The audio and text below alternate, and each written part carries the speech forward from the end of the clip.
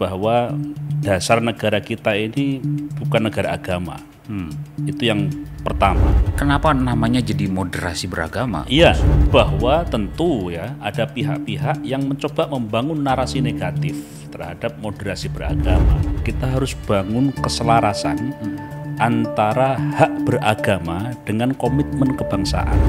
10 November adalah satu momentum di mana menyatunya, ketemunya antara hak beragama dan komitmen kebangsaan. Sudah menjadi gerakan gitu. Moderasi beragama, penguatan moderasi beragama sudah menjadi gerakan. Artinya masyarakat sudah merespon ya. Cek. Oke, Kemenak Podcast.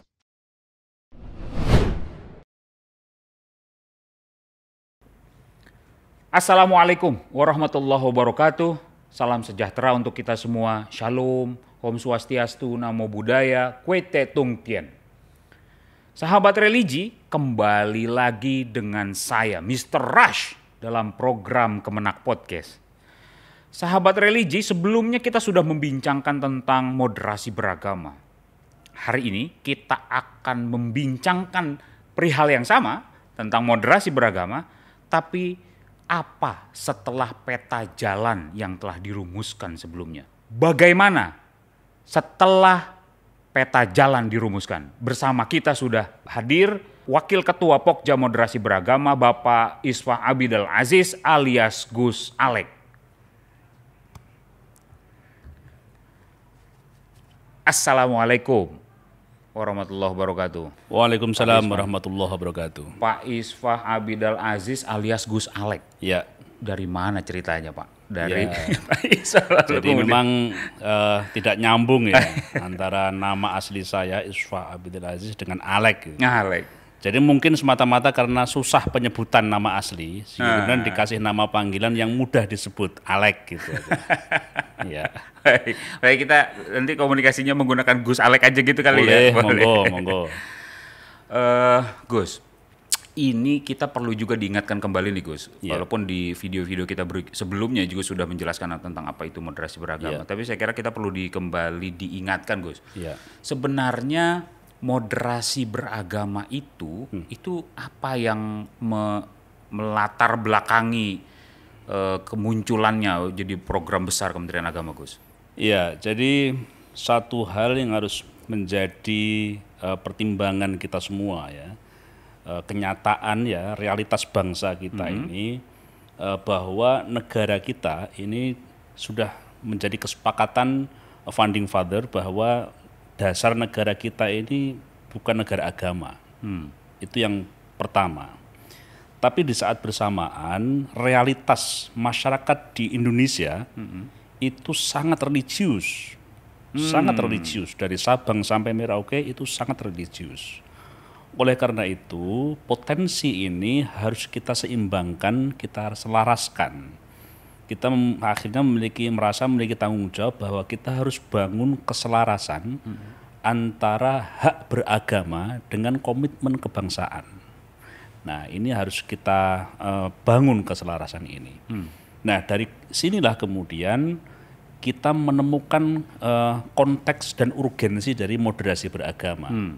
Di mana moderasi beragama ini kita pandang sebagai satu media kita untuk membangun keselarasan antara hak beragama dan komitmen kebangsaan. Nah, dalam situasi yang seperti ini sebenarnya kita melihat kita menghadapi beberapa tantangan ya. Pertama, saat ini berkembangnya cara pandang, sikap dan praktik beragama yang mengesampingkan martabat kemanusiaan. Oh, jadi ada pemicunya, Gus? Iya, jadi ada satu situasi yang berkembang dan ini menjadi tantangan di mana negara kita bukan negara agama dan pada saat bersamaan masyarakat kita adalah masyarakat yang religius. Dalam kenyataan berbangsa bernegara kita seperti ini muncul gitu ya, muncul satu situasi di mana berkembang ya cara pandang, sikap dan praktik beragama yang mengesampingkan martabat kemanusiaan. Mohon maaf, jadi begini, sebagai sebuah ilustrasi, kita ini pada saat-saat dulu ya merasa senyap hati kita, suasana menjadi tintrim gitu ya, ketika kita mendengar ada seseorang meninggal ya, kehilangan nyawa karena akibat kekerasan, dibunuh, ya, ada peristiwa perampokan, suasana menjadi hening dalam satu wilayah itu.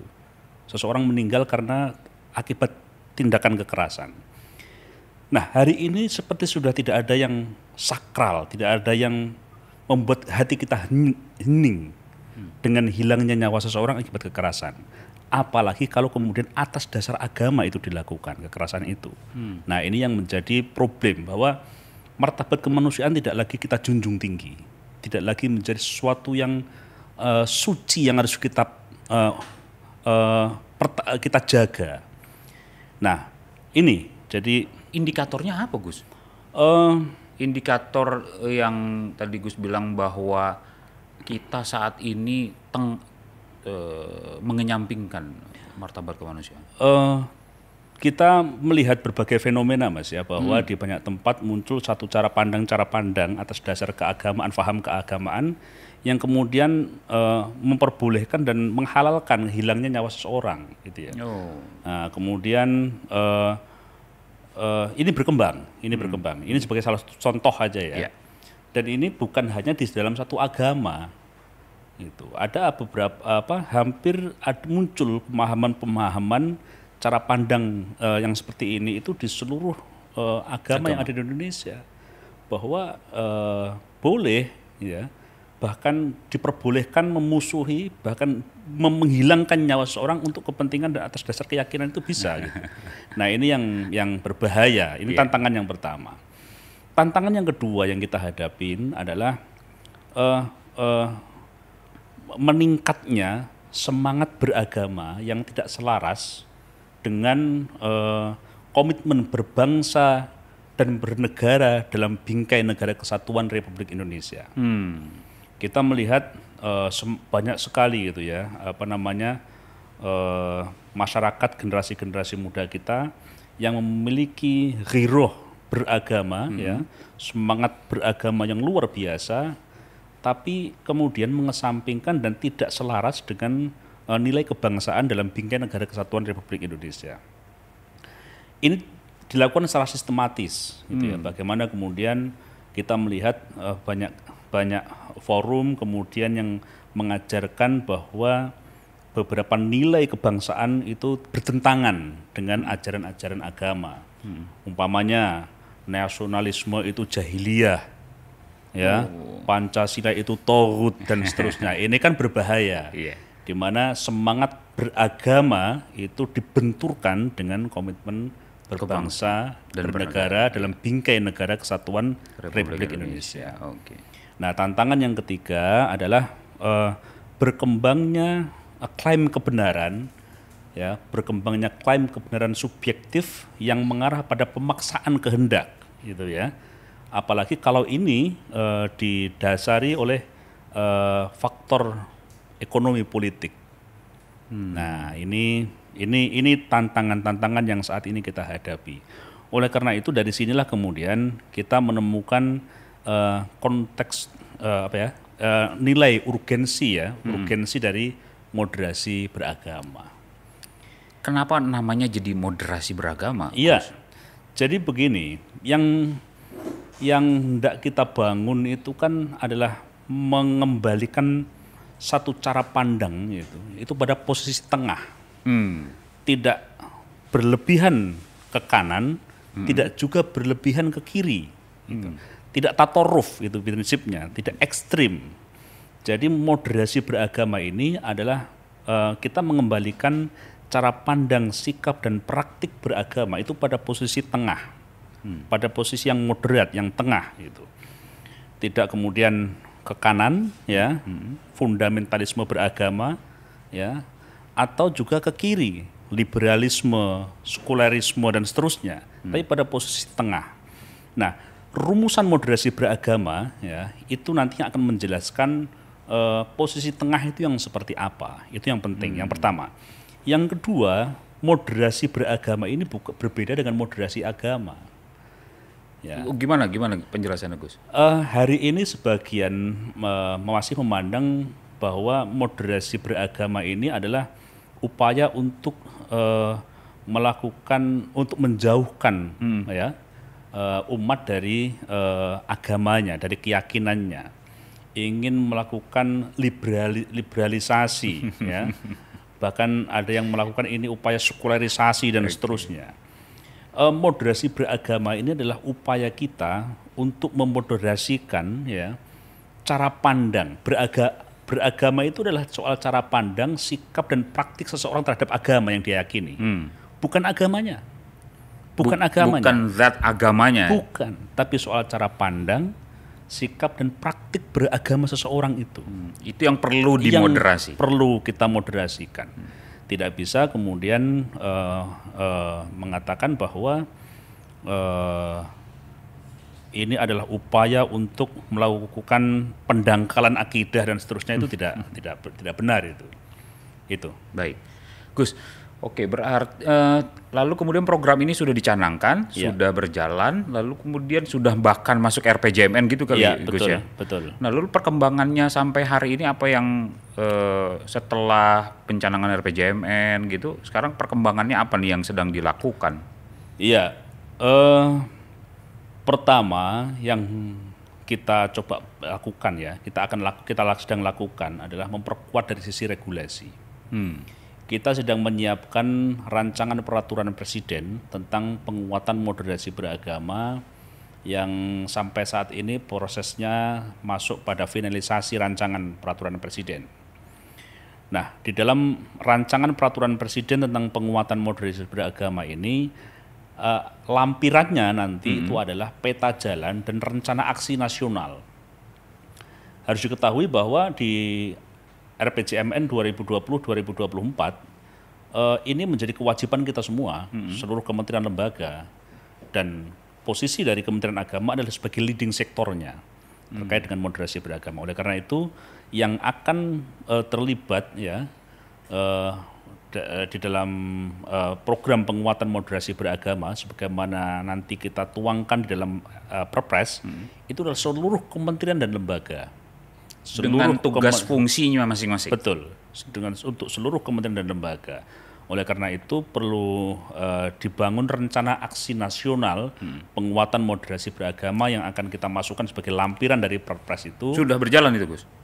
Kita sedang melakukan finalisasi ya rancangan peraturan presidennya. Nah, sembari kemudian kita mulai menyiapkan ya rencana aksi nasional dari seluruh kementerian dan lembaga, nanti akan yang kita insert menjadi lampiran dari peraturan presiden tersebut. Jadi rencana aksi nasional ini nanti adalah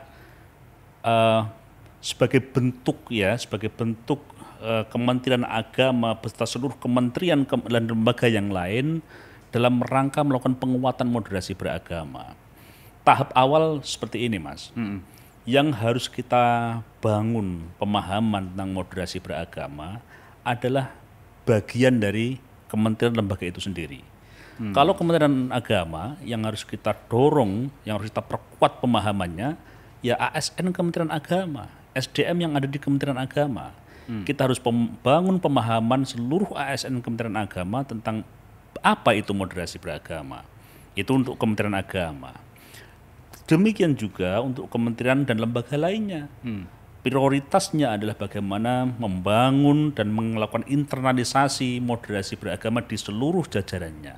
Nah, ini yang nanti akan kita tuangkan dalam rencana aksi nasional tersebut. Yang sedang difinalisasi untuk menjadi lampiran Perpres. Betul. Terkait dengan masyarakat itu ada yang ini nggak yang artinya begini, apakah masyarakat juga turut dilibatkan untuk penyusunan Perpres atau lampiran dalam proses finalisasi gitu, penyusunan regulasi begini? Iya, tentu masyarakat ini menjadi yang kita prioritaskan ya. Sebagai pihak yang akan terus-menerus kita ajak agar terlibat dalam proses pengambilan keputusan penentuan terkait dengan moderasi beragama. Salah satunya adalah terkait dengan peta jalan penguatan moderasi beragama. Kita melakukan uji publik ya. Oh, Kita sudah nih Gus. Sudah. Oke. Kita sudah melakukan 2 kali uji publik tentang peta jalan penguatan moderasi beragama. Tahap awal uji publik ini kita lakukan bersama seluruh ormas, kemudian tokoh-tokoh agama, kemudian majelis-majelis agama, kemudian bersama dengan aktivis kepemudaan ya. Ormas kepemudaan dan seterusnya. Kita lakukan uji publik ini, kita sampaikan seluruhnya bahwa ini loh kita membangun sudah memiliki yang namanya peta jalan penguatan moderasi beragama, di mana isinya adalah terkait dengan mulai urgensi, kemudian rumusan, strategi implementasi, kemudian ekosistem moderasi beragama dan seluruhnya. Saya lihat dan ketika kita lakukan uji publik itu, mayoritas itu menerima dan memiliki penerimaan yang baik terhadap moderasi beragama. Meskipun memang kita melihat beberapa evaluasi yang dilakukan itu justru memperkuat gitu ya. Evaluasi itu maksudnya penolakan? Bukan penolakan, tidak ada yang menolak. Gitu. Tidak ada ya? Tidak ada. Contoh umpamanya ketika ada masukan tentang apa yang dimaksud dengan klaim kebenaran. Klaim kebenaran itu kan boleh kita melakukan, merasa bahwa agama kami yang paling benar, boleh dong gitu. Tapi kalau kemudian itu mengakibatkan pada pemaksaan terhadap pihak yang lain, itu yang menjadi tidak diperbolehkan. Apalagi pemaksaan itu karena dilandasi kepentingan ekonomi politik. Bukan untuk kepentingan agama itu sendiri gitu maksudnya. Tapi kalau saya merasa bahwa agama saya yang paling benar, itu boleh. Nah ini dinamika yang berkembang yang terjadi ketika kita melakukan uji publik terhadap peta jalan penguatan moderasi beragama. Yang kedua, tahap kedua adalah ketika kita uji publik ini kita lakukan bersama para akademisi, ya, kemudian tokoh-tokoh media, kemudian budayawan, kemudian bersama dengan pelaku-pelaku usaha. Ternyata seluruh komponen itu merespon baik dan memiliki harapan dan ekspektasi besar terhadap gerakan penguatan moderasi beragama ini. Nah,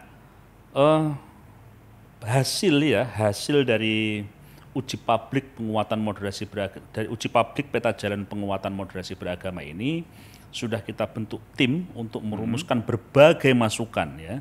Berbagai hal yang disampaikan oleh berbagai pihak itu untuk melengkapi, memperkuat dan memperdalam apa yang sudah kita rumuskan dalam peta jalan penguatan moderasi beragama. Baik, Gus, ini menarik. Maksud saya berarti kalau sampai ada fenomena dalam tanda petik yang misalnya baru saja terjadi gitu, misalnya ada tagar penolakan moderasi beragama, itu siapa yang menolak, Gus? Faktanya uji publik yang dari sekian komponen elemen masyarakat itu menerima dengan baik. Iya, satu hal yang harus kita fahami bersama sebagai satu kenyataan gitu ya, bahwa memang moderasi beragama ini belum tersosialisasikan secara masif di tingkat masyarakat. Itu yang pertama. Yang kedua, bahwa tentu ya ada pihak-pihak yang mencoba membangun narasi negatif terhadap moderasi beragama. Nah ini karena beberapa hal, bisa jadi karena memang tidak ingin ya ada muncul ya, moderasi beragama di masyarakat, atau memang tidak belum paham tentang apa itu moderasi beragama. Nah oleh karena itu agenda kita ke depan, kita harus membangun narasi-narasi positif, narasi-narasi yang bisa memberikan edukasi kepada masyarakat tentang moderasi beragama. Nah, itu yang pertama. Yang kedua, saya melihat bahwa nilai positif dari respon masyarakat ya, respon publik meskipun yang dimunculkan adalah tagar umpamanya menolak moderasi beragama, ini sebagai satu hal yang sudah menjadi gerakan gitu. Moderasi beragama, penguatan moderasi beragama sudah menjadi gerakan. Artinya masyarakat sudah merespon ya, merespon, masyarakat udah memulai memberikan tanggapan gitu ya terhadap apa yang sudah kita sepakati bersama. Nah tinggal bagaimana kemudian kita berikan pemahaman yang lebih utuh ya kepada masyarakat tentang moderasi beragama.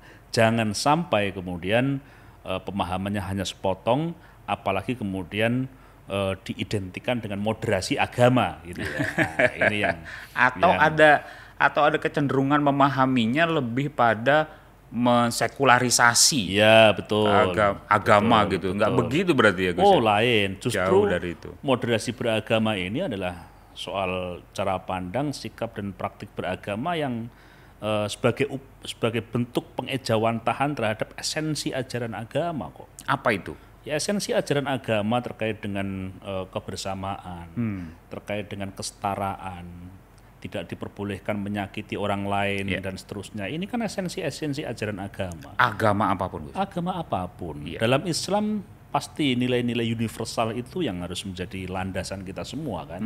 Oleh karena itu kita ingin dengan moderasi beragama itu justru kita kembalikan cara pandang, sikap dan praktik beragama kita itu pada esensi ajaran agama yang sebenarnya. Satu hal begini Mas. Beragama ini kan soal cara pandang, sikap dan praktik beragama seseorang kan. Nah, saya bangun ilustrasi begini. Kalau sakit sakit perut ya, atau pusing gitu, bisa tanya ke saya, obat sakit kepala apa gitu. Boleh nanya saya. Dan saya pada saat bersamaan saya bisa cari itu informasi itu di Google. Oke. Iya. Tapi ketika saya memperoleh informasi di Google, oh obat sakit kepala itu ini. Apakah pada saat bersamaan saya memiliki otoritas untuk membuat resep pada penjenengan? Tidak. Nggak ada kan? Nggak ada otoritas kan? Nggak boleh kan? Karena memang bukan bidang saya. Sama dalam beragama. Dalam beragama itu ada otoritas di situ. Jangan kemudian memahami agama, belajar agama, atau memperdalam pengetahuan keagamaan bukan pada orang yang memiliki otoritas. Ini berbahaya, gitu loh. Ini berbahaya. Jadi kita ingin kembalikan cara pandang, sikap dan praktik beragama kita itu pada esensi ajaran agama dan memiliki pemahaman dan pengetahuan keagamaan benar-benar dari mereka-mereka beliau-beliau yang otoritatif. Itu yang penting. Oke, baik. Itulah latar belakang pencanangan program moderasi beragama. Iya. Baik Gus, ini tahun 2021 ini sudah tinggal 2 bulan lagi ke depan Gus. Bentar lagi tahun baru. Bentar lagi tahun baru Gus. Iya. Nah, program moderasi beragama yang tadi dalam masuk Perpres dan segala macam itu ada program-program turunannya nggak? Artinya kan ada yang jalan beriringan kan, nggak mungkin hanya menunggu gitu Gus. Betul. Jadi mandat dari peta jalan penguatan moderasi beragama di tahun 2021 ini seharusnya 100% ASN Kementerian Agama ya itu sudah memiliki pemahaman yang utuh ya tentang moderasi beragama. Tapi itu bisa jalan walaupun Perpresnya belum ditandatangani? Ya bisa dong. Oh gitu ya. Bisa. Nah, akan tapi kan kita harus melihat bahwa persoalan moderasi beragama ini kan bukan semata-mata soal bagaimana orang mengetahui apa itu moderasi beragama. Jadi tidak cukup hanya dengan sosialisasi, ya kan? Nggak cukup. Bagaimana kemudian kita mampu merubah cara pandang seseorang, gitu kan? Cara pandang, sikap dan praktik beragama seseorang agar kembali ke tengah itu loh, agar kembali ke tengah. Oleh karena itu kita perlu rumuskan kurikulumnya, metode penyampaiannya dan seterusnya. Nah, oleh karena itu di akhir tahun 2021 ini kita fokus menyiapkan instruktur nasional ya dan fasilitator serta trainer ya untuk penguatan moderasi beragama.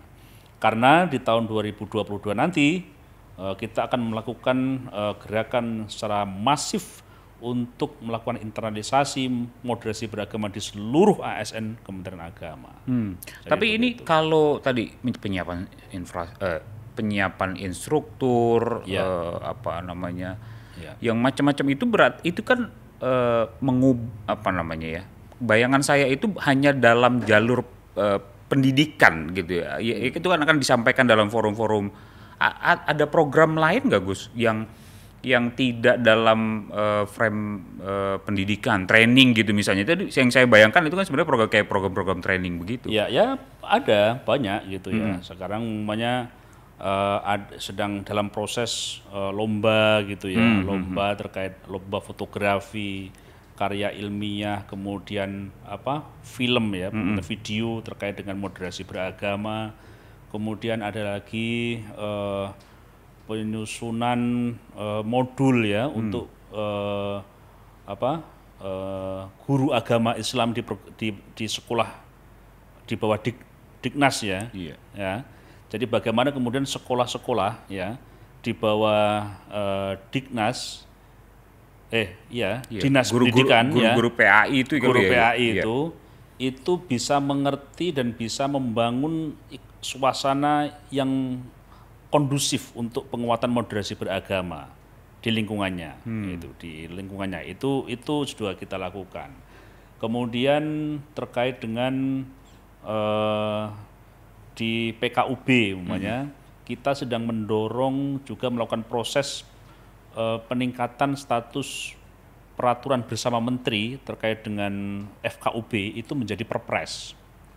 Ya, jadi sekarang kita susun perpres pemeliharaan kerukunan umat beragama. Kita ingin memperkuat FKUB.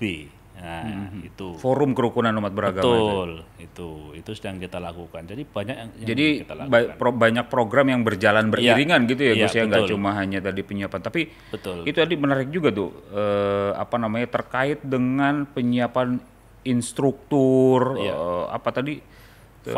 fasilitator itu yang akan nanti mengedukasi, yang akan melakukan training itu terhadap ASN Kemenak. Bukan hanya kepada ASN Kementerian Agama. Karena begini, narasi tentang moderasi beragama harus tunggal.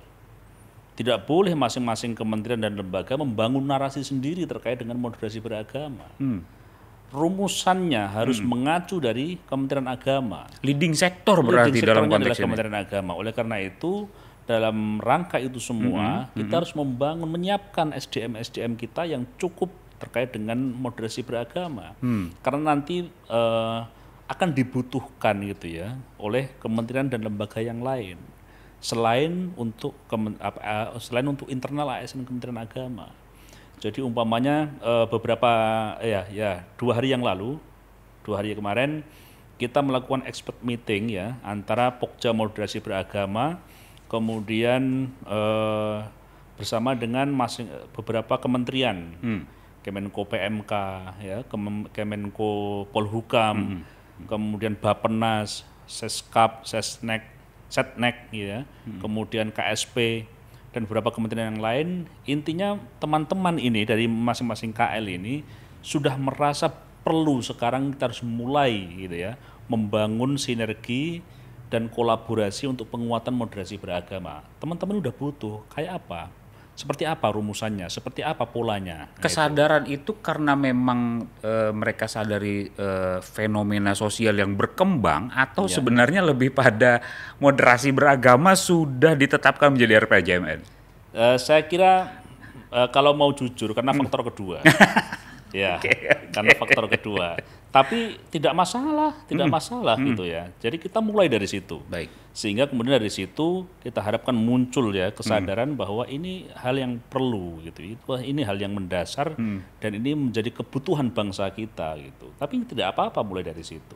Jadi semuanya akan disiapkan oleh Kementerian Agama ini dari mulai pola pendidikan yang akan nanti diterjemahkan ke masing-masing KL. Betul. Gus, saya belum bisa membayangkan misalnya program moderasi beragama di Kementerian Kesehatan misalnya, apa yang bisa mereka terjemahkan dalam program di Kementerian Kesehatan tentang moderasi beragama? Iya, bagaimana membangun pemahaman tentang keagamaan, membangun pemahaman keagamaan, ya, cara pandang, sikap dan praktik beragama yang tadi itu yang perspektif moderasi beragama tadi itu. Jadi kita tidak hendak kemudian masuk pada terkait dengan tusi dari masing-masing KL ya. Tapi yang dicoba diselaraskan, disinergikan dengan Kementerian Agama adalah terkait dengan cara pandang, sikap dan praktik beragamanya. Itu aja. Jadi tidak terkait dengan tugas dan fungsi kementerian atau pihak yang terkait. Tapi bagaimana memiliki pemahaman ya, memiliki cara pandang, sikap dan praktik beragama jalan tengah yang menjunjung tinggi martabat kemanusiaan gitu kan. Kemudian mentaati konstitusi sebagai kesepakatan bersama. Kemudian membangun kebersamaan yang berlandaskan adil, seimbang dan seterusnya, itu yang hendak kita bangun. Sehingga kemudian dari manapun dia, dari posisi apapun dia, akhirnya memiliki cara pandang yang moderat itu. Berarti asumsinya pikiran itu yang akan diubah itu adalah pemahaman dan pikiran yang nanti akan ejawantah dalam perilaku dan macam-macam itu ya. Betul. Dan targetnya apa, Gus? Target yang real yang terhadap masyarakat dari program ini?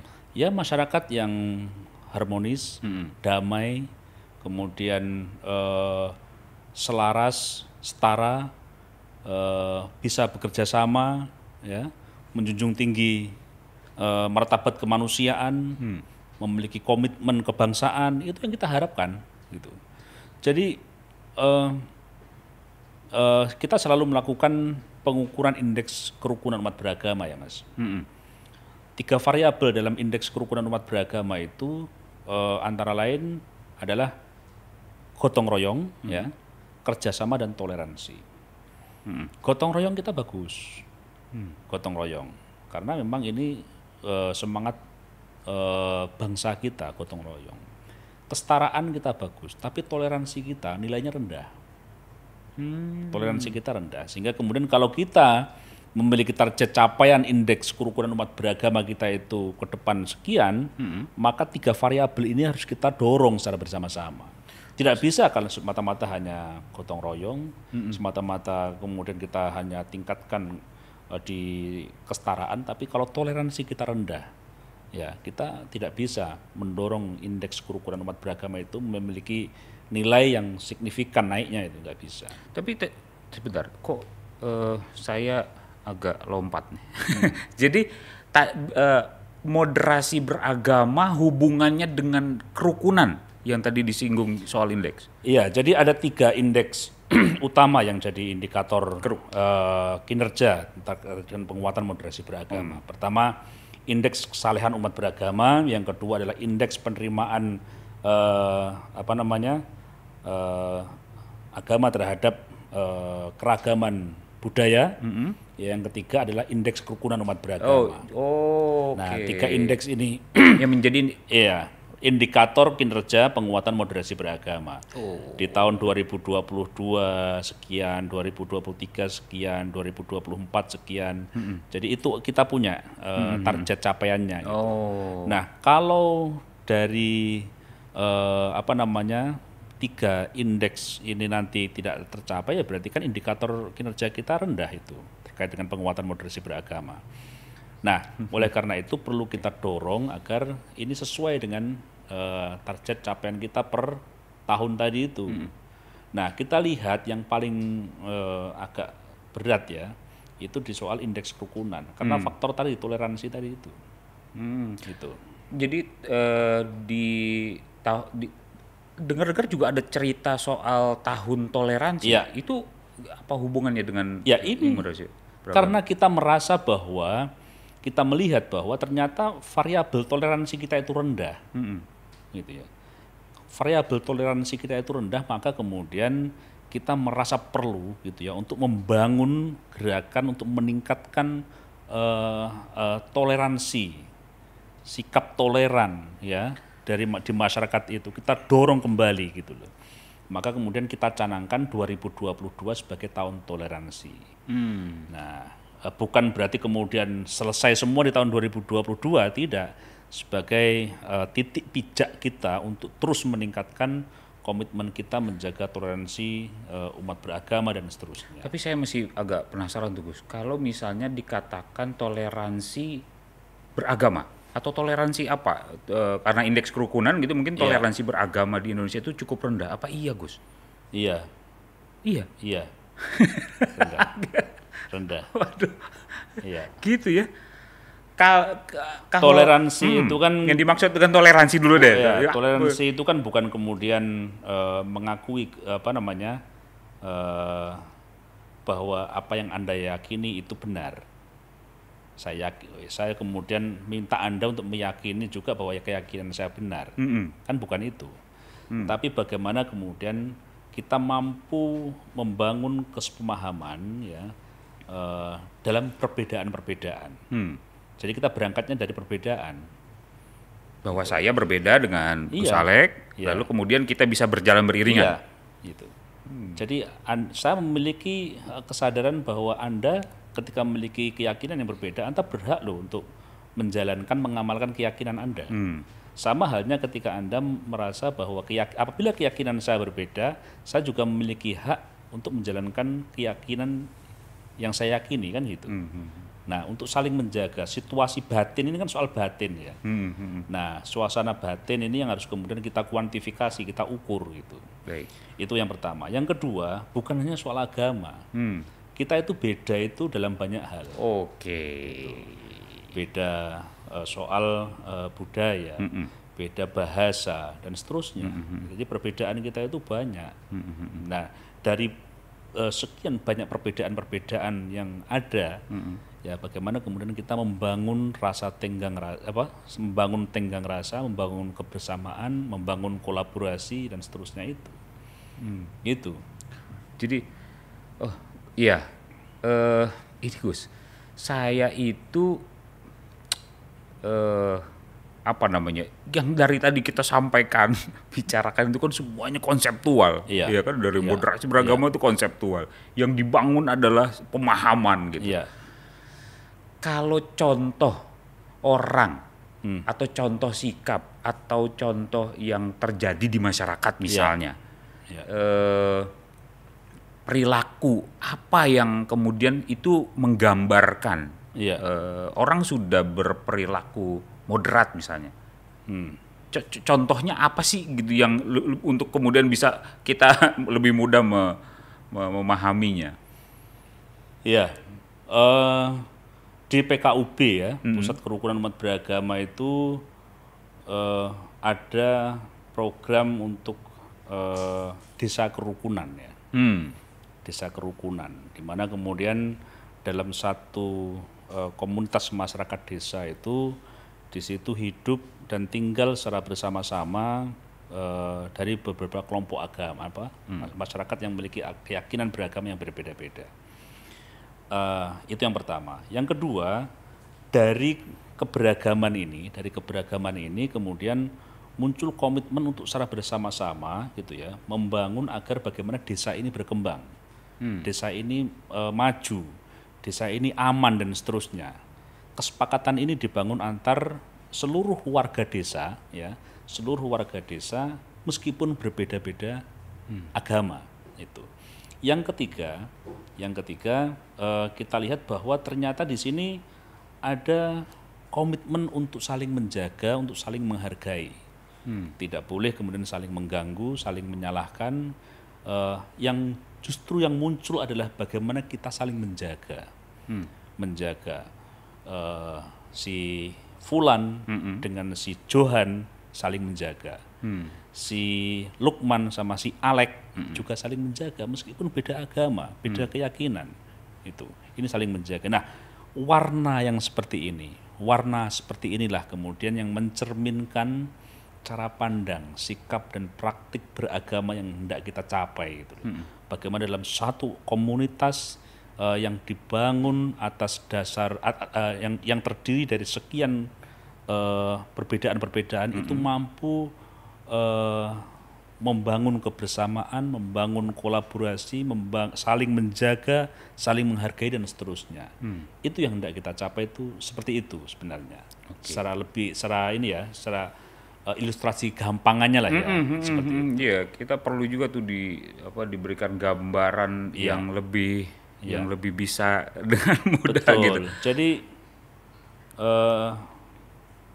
kita tuh memiliki khazanah yang luar biasa, Mas, ya, sebagai satu bangsa gitu. Rukun agawe makmur. Ya. Apa itu? Jadi rukun itu akan membuat kita itu sejahtera. Ya. Kalau dalam bahasa Jawa, rukun agawe makmur. Bagaimana nilai-nilai itu kita ditanamkan oleh orang tua kita untuk terus menjaga kerukunan, kebersamaan. Kemudian ada istilah torang semua basudara, dan seterusnya. Khazanah yang dimiliki oleh bangsa kita ini luar biasa. Sudah mengajarkan kepada kita untuk merawat kebinekaan, menjaga kebersamaan dan seterusnya. Ini harus kita jaga, kita rawat.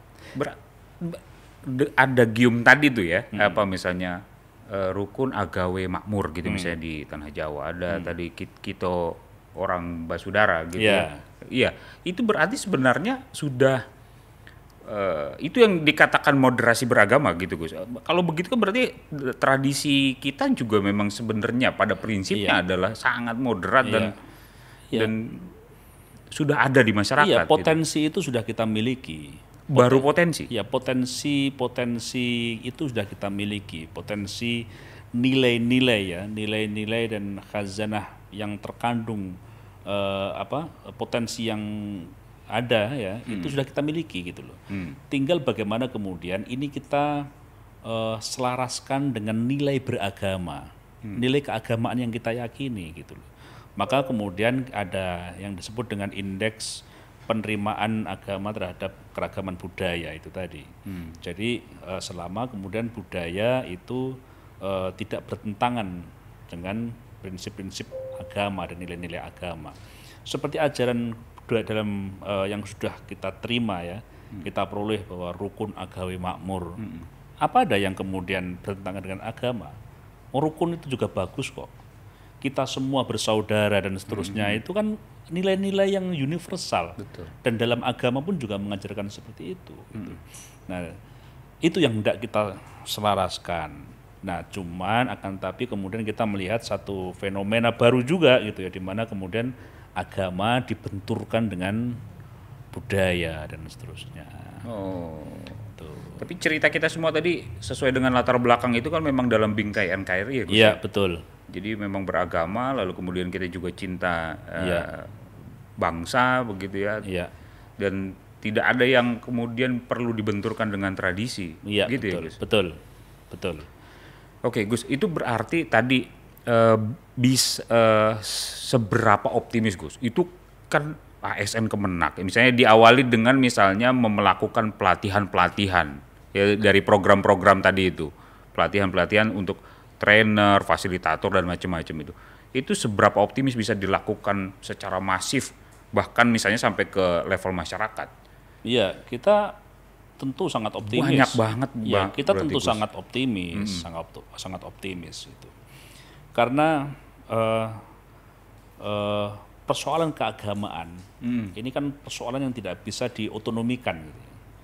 Persoalan keagamaan ini menjadi satu persoalan yang harus tersentral gitu. Persoalan keagamaan tidak bisa diotonomikan. Nah, kita kemudian mengupayakan agar seluruh satuan kerja ya, seluruh satker di Kementerian Agama mulai menyiapkan ya satu kegiatan dan anggaran ya dalam rangka internalisasi moderasi beragama ke seluruh ASN di lingkungannya. Nah, kita sudah membuat surat edaran yang ditandatangani oleh Sekretaris Jenderal Kementerian Agama dan sudah kita kirimkan ke seluruh satker agar seluruh satker itu mulai merumuskan dan terkait dengan kegiatan dan anggaran agar di tahun 2022 nanti melakukan internalisasi penguatan moderasi beragama ke seluruh ASN di lingkungannya. Yang kedua, Kenapa kita optimis gitu ya? Yang kedua, di tahun 2021 ini kita sudah menyiapkan SDM-nya gitu loh. SDM-nya tadi yang saya sampaikan, instruktur, fasilitator, trainer dan seterusnya itu kita siapkan di tahun 2021 ini. Sehingga ketika gerakan ini masif kita lakukan, kita tidak kekurangan SDM untuk melakukan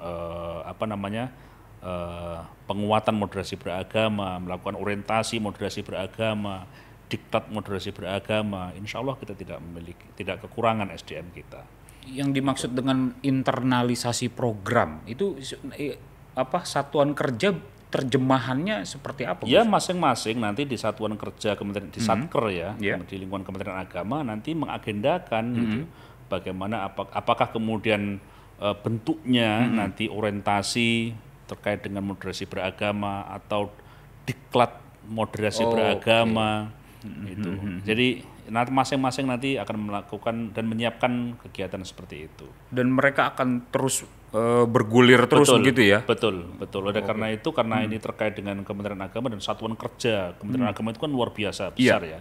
Maka kemudian kebutuhan SDM itu sangat tinggi. SDM pada tingkat instruktur, trainer, fasilitator itu sangat tinggi, sangat banyak. Oleh karena itu di 2021 itu kita fokus menyiapkan itunya sama kurikulumnya. Gitu. Kurikulumnya ya. Berarti sekarang sudah ada gitu. Sudah. Kurikulumnya sudah ada. Termasuk yang kemarin juga sempat kita dengar terkait dengan panduan buku pendidikan tentang moderasi beragama. Iya, itu di PAI itu ya. Di PAI. Jadi di PAI itu tadi bagaimana mampu membangun suasana kondusif di tingkat sekolah yang untuk melakukan penyemaian terkait dengan moderasi beragama itu. Terkait dengan guru agama di 6 agama yang lain gimana? Di 5 agama yang lain? Ya sama juga. Artinya memang berlaku untuk semua gitu ya. Semua agama. Ya, ini menarik. Jadi pada suatu saat itu kita sedang melakukan kegiatan terkait dengan moderasi beragama. Waktu itu dengan beberapa rektor ya, karena konteksnya adalah rumah moderasi beragama, ada satu rektor itu berpandangan begini, mohon maaf ya, loh kami kan bukan muslim, emang kami masih perlu moderasi beragama gitu. Ini menarik ini, karena di kita saja di internal Kementerian Agama masih ada anggapan bahwa moderasi beragama itu segmented untuk muslim. Ini nggak benar gitu. Jadi maka dari situlah kita kemudian merasa bahwa ini penting. Ini menjadi mendesak bahwa seluruh ASN Kementerian Agama harus ngerti atau apa itu moderasi beragama. Karena faktanya ada seperti itu, ada cara pandang yang seperti itu gitu loh. Nah ini menarik tadi. Iya ya. Oh berarti masih ada masih. Itulah kemudian menjadi sangat penting untuk terus mensosialisasikan pemahaman terkait dengan moderasi beragama. Betul. Oh iya Gus, tadi itu ada terkait dengan ASN Kementerian Agama yang akan menjadi aktor atau orang yang pertama akan diberikan pelatihan lah gitu ya. Gitu ya Gus. Itu ada target tertentu atau ada capaian tertentu yang ingin dituju misalnya yang harus dilakukan terutama oleh ASN Kementerian Agama. Ya kalau untuk ASN Kementerian Agama ya, target kita capaian di 2022 itu sudah nanti harus 100% ASN Kementerian Agama sudah harus mengerti, memahami tentang moderasi beragama ya. Nah kemudian nanti terkait juga dengan seluruh ASN di kementerian lembaga yang lain. Ya, tapi yang prioritas kita adalah karena leading sektor Kementerian Agama ini adalah leading sektor dari penguatan moderasi beragama ini adalah Kementerian Agama. Prioritas utama kita adalah terkait dengan ASN Kementerian Agama sebagai model ya, sebagai contoh agar nanti dapat kemudian lihat dan diadopsi oleh kementerian dan lembaga yang lain. Itu. Nah,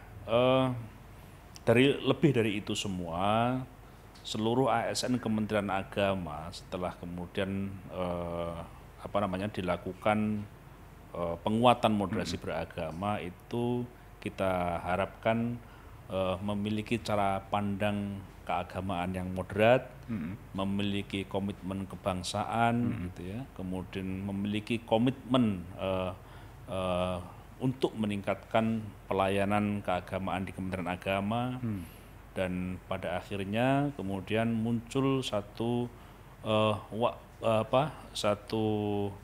warna baru Kementerian Agama. Ya, jadi Kementerian Agama yang baru. Ya. Itu berarti ada artinya pemahaman itu akan berimplikasi pada tindakan betul. yang akan dilakukan oleh para ASN Kementerian Agama, ya. Betul. Termasuk mungkin layanan-layanan yang diberikan oleh Kementerian Agama. Iya, betul. Jadi arah kebijakan dari program penguatan moderasi beragama ini adalah salah satunya adalah peningkatan kualitas pelayanan keagamaan. Jadi bagaimana kemudian tidak lagi membedakan, tidak lagi kemudian melihat pelayanan itu dari sisi keagamaan.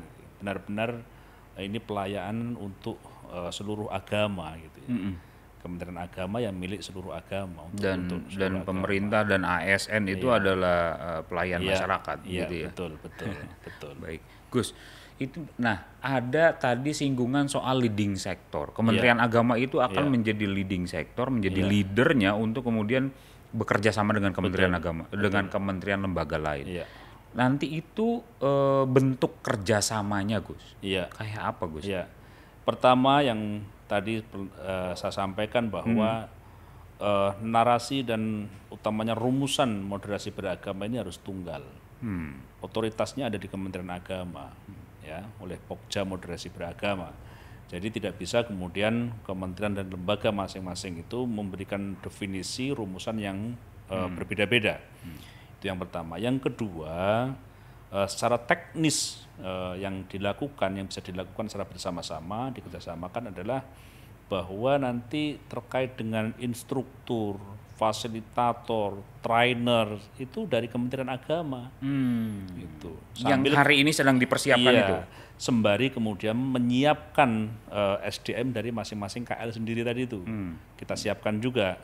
Tapi kan di awal ini Kementerian Agama semua dari Kementerian Agama itu yang kita siapkan.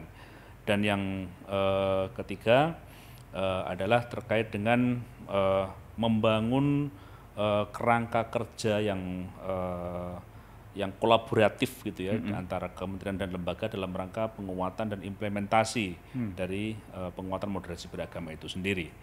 Itu yang penting ya, itu bentuk kerjasama ya, bentuk sinergi antar Kementerian Agama dengan kementerian dan lembaga yang lain, konteksnya untuk penguatan moderasi beragama.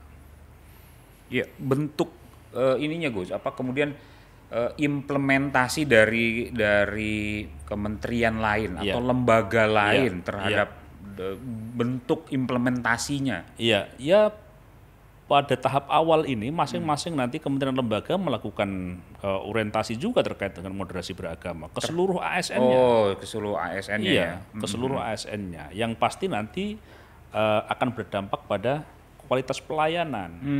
Akan merubah cara pandang, sikap dan praktik beragama dan seterusnya.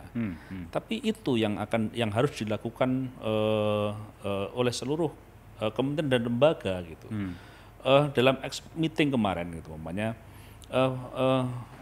dari kementerian koordinator PMK itu merasa bahwa kita sudah saatnya ini, kita sudah saatnya, dan Kemenko PMK akan mengkoordinasikan dengan seluruh kementerian yang di bawah koordinasi Menko PMK ini untuk kemudian bicara dan mengagendakan di seluruh kementerian lembaga ini kapan masing-masing untuk menjalankan orientasi dan orientasi terkait dengan moderasi beragama itu. Nah, tentu bahannya, softwarenya itu dari Kementerian Agama. Ya, syukur-syukur kemudian nanti sudah Perpresnya sudah ditandatangani, itu kan lebih menguatkan betul, gitu ya. Betul. Nah, ini saya kira bagian dari pertanyaan akhir, Gus. Yang moderasi beragama itu kemudian dipahami oleh seluruh rakyat Indonesia. Lalu kemudian masyarakat publik, ASN, masyarakat umum semua kemudian memahami paham moderasi beragama. Lalu kemudian yang dibayangkan itu Indonesia akan seperti apa? Ya tentu yang kita bayangkan tentu Indonesia yang baik ya. Ya, karena sesuatu itu ketika kita hendak lakukan itu pasti capaian akhir kita itu adalah yang baik-baik yang kita harapkan. Ada satu syair itu begini, tarjun najata walam tasluk masalikaha innas safinata la tajri 'alal yabasi. Apaan tuh? Jadi kita semua itu pasti menginginkan kebaikan, kesuksesan. Segala yang baik-baik lah itu pasti yang kita inginkan dalam upaya yang kita lakukan. Setiap kali kita melakukan apapun yang hendak kita capai itulah kebaikan, kesuksesan, kejayaan dan seterusnya. Tapi kalau kita tidak meniti jalan untuk mencapainya, artinya kita melakukan sesuatu itu harus mengarah pada capaian kita, ya seperti bahtera itu tidak akan mungkin berjalan di tanah yang kering. Artinya mustahil gitu loh. Cita-cita untuk mewujudkan negara bangsa Indonesia yang harmonis, yang aman, yang damai, yang bermartabat dan seterusnya, itu harus mendorong kita semua untuk secara bersama-sama meniti jalan untuk mencapainya itu, untuk mencapai suasana yang harmoni, mencapai makmur, kemakmuran, mencapai kemartabatan dan seterusnya, itu kita harus bersama-sama mencapai itu. Jadi kalau kita kemudian menginginkan itu sementara kita tidak meniti ke arahnya, ya nggak mungkin tercapai. Dan moderasi beragama salah satu titian menuju negara Indonesia yang baik, makmur dan sejahtera. Oke, baik, terima kasih. Gus, terakhir saya kira ada yang perlu disampaikan sebagai closing statement. Ya, pertama perlu saya tegaskan ya bahwa moderasi beragama ini berbeda pengertian dan rumusannya dengan moderasi agama.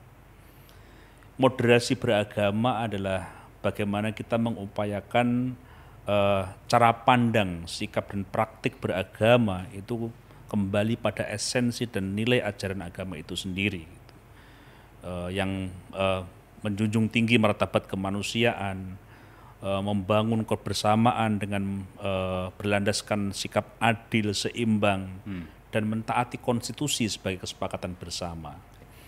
Artinya pada konteks ini moderasi beragama hendak mengembalikan cara pandang itu pada posisi yang tengah, tidak tatoruf ke kanan, juga tidak tatoruf ya ekstrim ke kiri, tapi pada posisi tengah.